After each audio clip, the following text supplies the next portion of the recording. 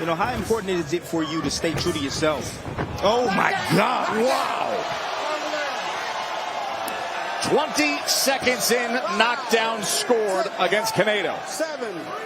Canedo was just TKO'd in the 5th round in his last fight in March, and Torrez puts him down in the 1st. Here comes the Olympian, Torrez. Young man from Tulare, California, big left hand and a huge right, and it is a face plant. Destructive power from Richard Torrez Jr. 3-0, 3 knockouts, and Canedo is down and out. They are going to get him medical attention right away. And then this is the straight finish. Left hand, and here's the finish right here. Torrez understands what's in front of him, knows he has his man hurt, but look at those 3 shots right there. And that right there, you never want to see a fighter land directly on his face. I'll call that a level 4 knockout win right there. Level 4. That is the worst way to be knocked out, when you fall directly on your face. Tim, I think there's a reason why. Well, I think with Gonzalez here tonight, you know, he's been doing such a good job at the from the outside. Right hand. Alcala's in trouble and down for the first time here in round 3. 4, 5, 6, 7, 8. También. It's going to be a long 30 seconds for Damian Alcala. The former Marine gets welcomed with the right uppercut from Chop Chop Gonzalez, who's looking to chop the former Marines. You know, I've seen Alcala get beat in fights. I've never seen him get beat like this. He is getting tattooed and hurt with these shots. Oh, that left uppercut now from Chop Chop, and he chops down Alcala for the 2nd time, and referee Rocky Burke calls off the fight. Consistently hurt and broken down. I wasn't surprised that the stoppage came so quickly. Look at that. I mean, right on the point of the chin. You really can't land a right hand cleaner than that. And on the end of the punch, too, where you have the most power. And then right here at the end, the left hook down the middle, splits the guard, uppercut. Yeah, I mean, there was nothing left for Alcala to do at that point. He was already hurt from the first knockdown, already hurt from those right hands. Then you're getting hit with left hooks like that. Everything so precise, right on the money, punishing punches. Because Jones hasn't put him away. Hasn't been able to put him away. And maybe this is what Jones needs, is Hill to let his hands go, because he's more comfortable as a counterpuncher, although now he's walking down Chino Hill. But again, this is what I'm talking about when I'm saying tactically sound. So Hill, he got off, fired off combinations, and guess what? He has to recover.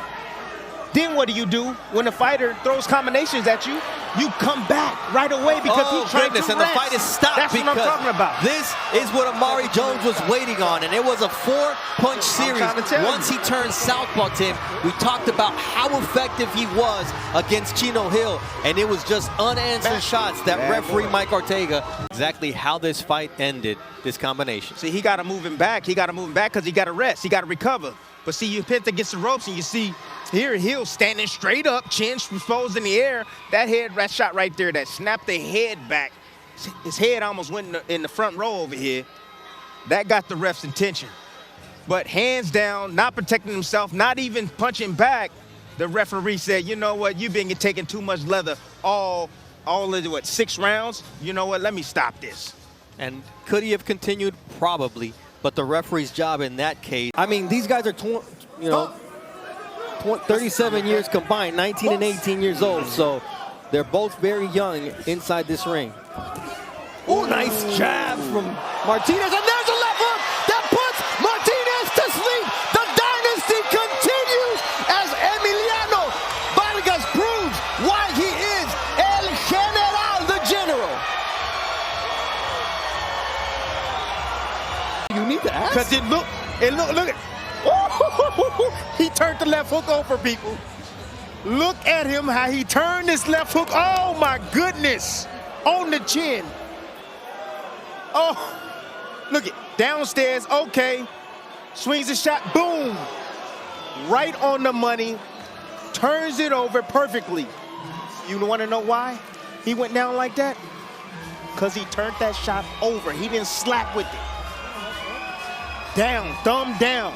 Oh, look, Feliz now in the southpaw stance. Straight jab. Ooh, nice 2-3 combination, and down goes Woodson. 5, 6, 7, 8. Come to me. Referee Lawrence Cole had seen enough. Anthony Woodson has a ton of heart. He's got 6 kids, and luckily he's going to be able to go back home to them after this defeat against Ali Feliz. I didn't expect anything else other than this right here. You see Woodson right here squared up, and when you're squared up like that, you become a bigger target. See him squared up here. He's ducking down. Nice time jab right there from Feliz. Just doing the right thing. He's just seeing the shots. Just reading the body of Woodson. That left hand right there was lethal. He landed on the chin. Third time as a pro, he's out of plantation, and he gets caught there with a nice right hand from Layton. And he also lands a nice left hook here early in round number 1. And there's that left hook. Layton's in the corner, he's pinned, and Zayas is going to work. And you hear the crowd, he said, I'm so happy because last time I had a crowd, it was in Puerto Rico, and this is just like Puerto Rico. Here they go.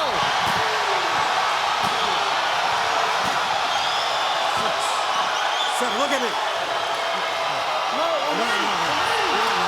And here it is. Puts him in the corner and Zayas went right to work, and he was in range to be hit, but that's what happens when you're trying to get your big shots through. Zayas was comfortable there. He had his chin tucked. Boom. You see a big left hook. He had his opponent hurt. He capitalized on it. He went to the body, went back to the head. That's what you see veteran fighters doing. That shot right there. Beautiful shot. It's hard to clear your head when you get hit to the body, and then the opponent goes right back to the head. That was a perfect sequence, perfect range from Zayas. That's how you finish a guy. You said it right there, Dre. Perfect range. You can see he's not smothering his shots right there. He's leaving a little room so he can extend with the right punches. That left hook snuck in there. The body shot was the most effective punch of that combination right there. Wanted to test him. Oh! A knockdown scored halfway into round 1 for Shakur. What a statement this could be for the young Stevenson.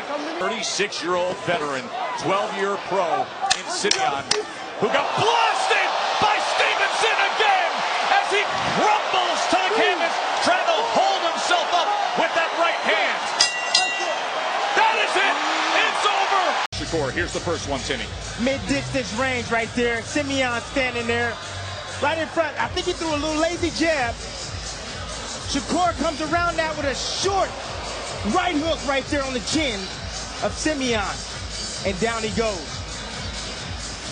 This is how he seconds to that first round. When you got a wounded prey, you come to him, you step to him, you get aggressive, you let your hands go, you be precise with your shots, and that's what Shakur Stevenson done here.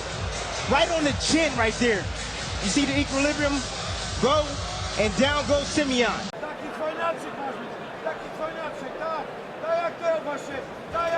Nice quick combination, using his feet tip to set up those quick punches.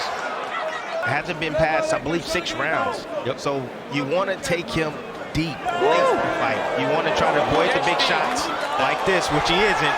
And there it is. Down goes Wach here in round 2.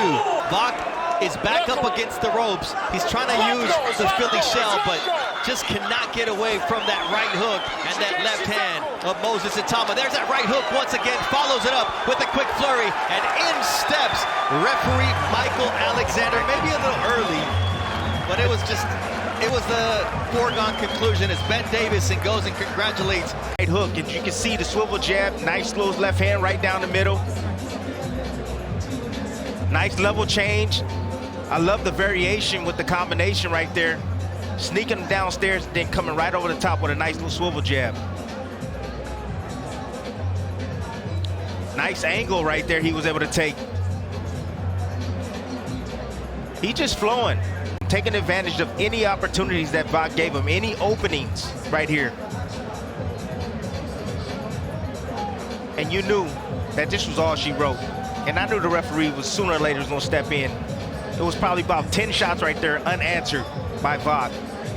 I thought it was a good stoppage. Yeah, I mean, it was a foregone conclusion that it was going to end this way, and so the referee just avoided any further punishment for the 44-year-old out of Poland. And this is not where you want to be against a young, energetic, accurate, and poised finisher like Moses Itauma. Look at the defense in the off. You're taking a lot of punishment. Love that. Love that. Excellent job from Harvey Doc from the state of New York. Oh, what a finish from Abdullah Mason. He didn't need a short leash. All he needed was one shot to say good night. Wow. Here it is, timing. Got the high guard up, he waiting for the chance. Mid-range jab. Why you gonna do that, son? Some punches to the left, you shouldn't throw some punches, especially a jab at mid-range. Wow. This is just ridiculous. Accuracy, go ahead. Power, and destruction. Oh, throw the jab at mid-range. Go ahead. You're not supposed to do that. Let's listen to I how want to it listen. sounded. I'm going to just be quiet.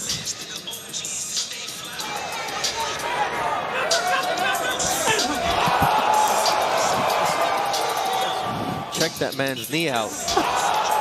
He put him in A. As he's playing Matador for moments, goes downstairs with a vicious right hook, and that left hook puts him on snaky legs and face first on the mat. And he goes reeling backwards. Don't dance too early now, Keyshawn, because Lemos is still dangerous. But not if you can continue to land those powerful shots. And that's how you end the fight. Keyshawn Davis said, I don't care if he's King Kong. If he comes into my house, he's going to pay the price. And boy, did Lemos pay the price.